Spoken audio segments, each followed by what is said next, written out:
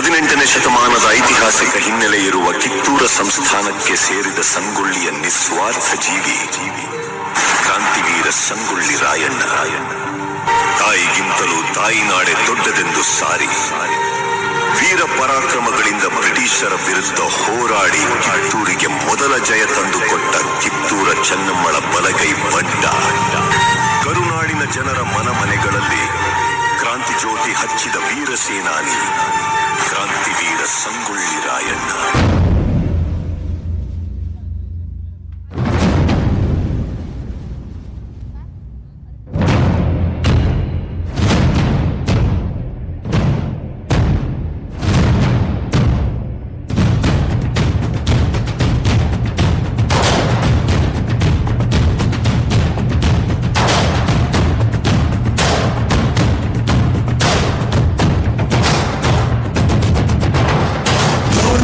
ಎತ್ತಿದಾಗ ಚೇರಾಗಡಿ ಮುತ್ತಿದಾಗ ಕುಂದ ಕನ್ನಡದ ಕಪ್ಪು ಮಣ್ಣಿನವನು.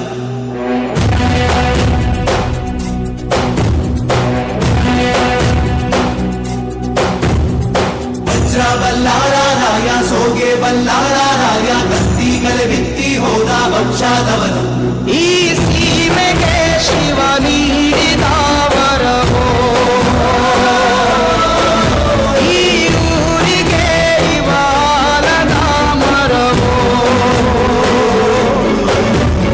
ಸುತ್ತಿನ ಕಾಟೆ ಕಸ್ತಿಗೆ ನಿಂತ ಗರಡಿ ಮನೆ ನಾಯಕ. 6000 ಬಂದರು ಬಿಡನು ಅವಲಿನ ಕಾಯಕ.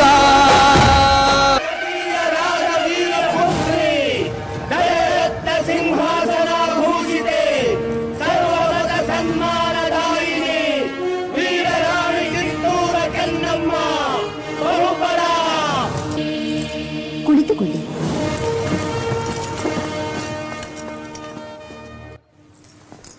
ಗುಡ್ ಮಾರ್ನಿಂಗ್ ರಾಣಿ ಸಾಹೇಬ್. ಕುಳಿತುಕೊಳ್ಳಿ. Thank you, thank you. ವಿಷಯವೇನೆಂದು ಕೇಳಿ ಮಹಾಮಂತ್ರಿಗಳೇ. ಸಾಹೇಬರೇ, ತಾವು ಬಂದ ವಿಚಾರ ತಾಯಿಯವರಿಗೆ ತಿಳಿಸಿ. ನಾವು ಇಲ್ಲಿಗೆ ಬಂದದ್ದು 2 ವಿಷಯಗಳನ್ನು ಡಿಸೈಡ್ ಮಾಡಿಕೊಳ್ಳಲಿಕ್ಕೆ. ಯಾವ ವಿಷಯ? ನೀವು ಮನ್ರು ಒಪ್ಪಂದದ ಪ್ರಕಾರ ಕಪ್ಪವನ್ನು ಕೊಡುತ್ತಿಲ್ಲ ಯಾಕೆ? ಕಪ್ಪ? ನಾವು ನಿಮಗೆ ಕಪ್ಪ ಕೊಡಬೇಕೆ? ಕಪ್ಪ ಕೊಡಲು ನೀವೇನು ನಮ್ಮ ಒಡ ಹುಟ್ಟಿದವರೇ, ಬಂಧು ಬಳಗದವರೇ, ಇಲ್ಲ ದಾಯಾದಿಗಳೇ? ನಿಮಗೇಕೆ ಕೊಡಬೇಕು ಕಪ್ಪ? ಕಿತ್ತೂರು ನಿಮ್ಮಪ್ಪ ತಾತ ಮುತ್ತಾತಂದಿರು ಕಟ್ಟಿ ಬೆಳೆಸಿದ ಆಸ್ತಿ ಅಲ್ಲ, ಕನ್ನಡಿಗರ ಆಸ್ತಿ.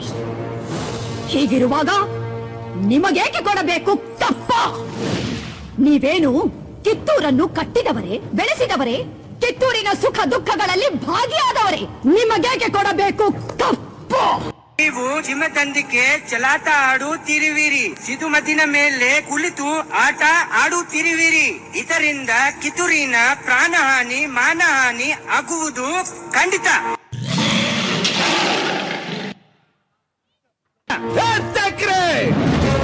ಕನ್ನಡಿಗರ ಮಾನಾಭಿಮಾನ ನಿನ್ನಂತ ಕಚ್ಚಿನಾಗೇನ್ ಗೊತ್ತೈತಿ? ಇದು ಕೆಚ್ಚದ ಕಲಿಗಳ ಬೀಡೈತಿ, ಅಂಜಿಕೆ ಎಂಬುದರಿದಿರ ನಾಡೈತಿ. ಕಿತ್ತೂರು ದೇಶಾಭಿಮಾನ ಸ್ವಾಭಿಮಾನದ ಗೂಡೈತಿ.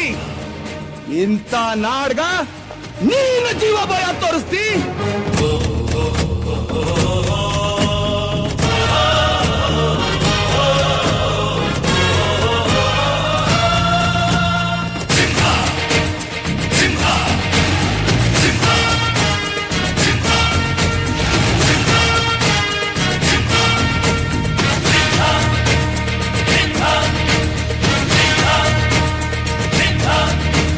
ಗುಡುಗುಡುಗುವ ಗುಡುಗಿನಲು ಎದೆಗುಂದದೆ ಆರ್ಭಟಿಸಿದೆ.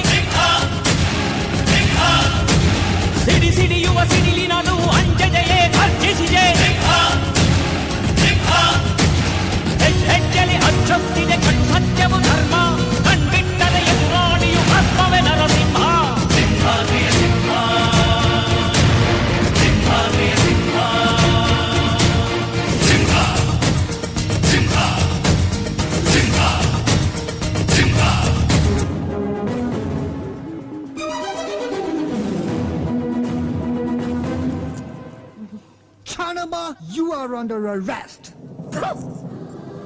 ರಣ ಹೇಳಿ ಒಂದು ಹೆಣ್ಣನ್ನು ರಣನೀತಿಯಿಂದ ಗೆಲ್ಲಲಾಗದೆ ವಂಚನೆಯಿಂದ ಬಂಧಿಸಲು ಬಂದಿರುವೆಯಾ ಫಿರಂಗಿ ನಾಯಿ?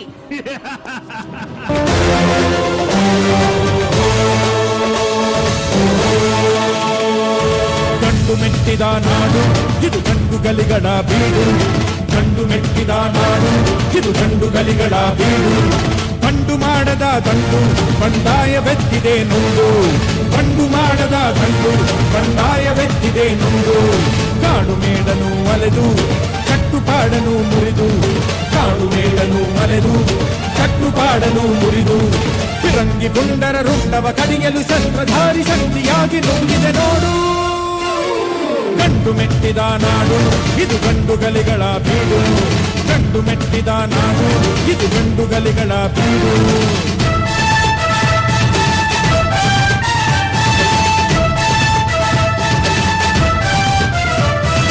ಇಲ್ಲಿನ ಚರಕಾರ ನಿನ್ನನು ಕೊಲೆಗಾರ, ಚುಲಿಗೆಖೋರ, ಬಂಡುಖೋರ, ರಾಜದ್ರೋಹಿ ಎಂದು ಆಪಾದಿಸಿದೆ.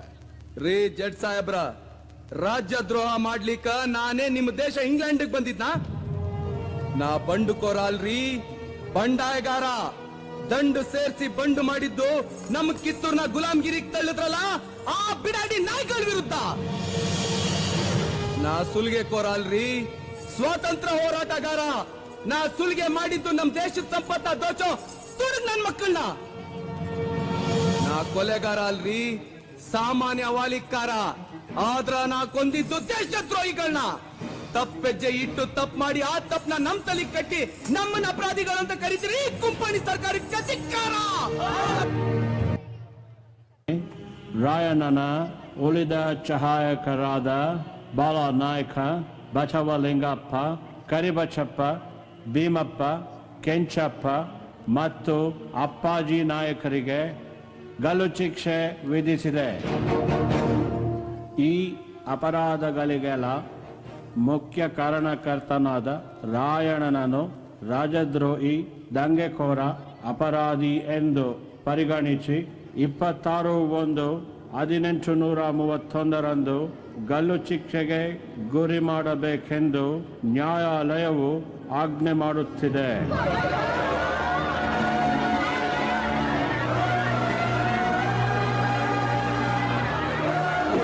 ಜನವರಿ 26ರಂದು ಗಲ್ಲಿಗೇರಿದ ಸಂಗೊಳ್ಳಿ ರಾಯಣ್ಣನ ಕಳೇಬರವನ್ನು ಅಲ್ಲಿದ್ದ ಅವನ ಅಭಿಮಾನಿಗಳು ದೇವಲೋಕದ ಪಾರಿಜಾತ ಪುಷ್ಪಮಾಲೆಯಂತೆ ಎತ್ತುಕೊಂಡೊಯ್ದು ಸಮಾಧಿ ಮಾಡಿದರು.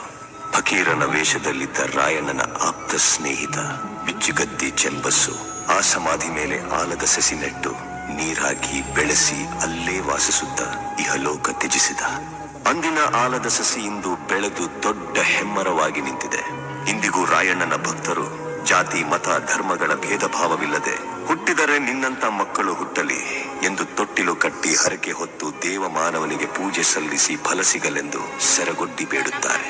ರಾಷ್ಟ್ರ ಪ್ರೇಮಿ ಸಂಗೊಳ್ಳಿ ರಾಯಣ್ಣ ಮರಣವಾದ ಸುಮಾರು 116 ವರ್ಷಗಳ ನಂತರ ರಾಯಣ್ಣನ ನುಡಿಯಂತೆ ನಟ್ಟ ನಡು ರಾತ್ರಿಯಲ್ಲಿ ದೇಶ ಬಿಟ್ಟು ಹೋಗುವ ಪ್ರಸಂಗ ಬ್ರಿಟಿಷರಿಗೆ ಬಂದೊದಗಿತು. ಅಚ್ಚರಿ ಏನೆಂದರೆ ರಾಯಣ್ಣನ ಹುಟ್ಟಿದ ದಿನವಾದ ಆಗಸ್ಟ್ 15ರಂದೇ ಭಾರತಕ್ಕೆ ಸ್ವಾತಂತ್ರ್ಯ ಬಂದಿತು. ಗಲ್ಲಿಗೇರಿದ ದಿನವಾದ ಜನವರಿ 26ರಂದೇ ಭಾರತ ಗಣರಾಜ್ಯವಾಗಿತ್ತು. ದೇಶ ಪ್ರೇಮ, ಸ್ವಾಮಿ ನಿಷ್ಠೆ, ತ್ಯಾಗ ಬಲಿದಾನಗಳ ಪ್ರತೀಕ ರಾಯಣ್ಣ, ಕ್ರಾಂತಿವೀರ ಸಂಗೊಳ್ಳಿ ರಾಯಣ್ಣ.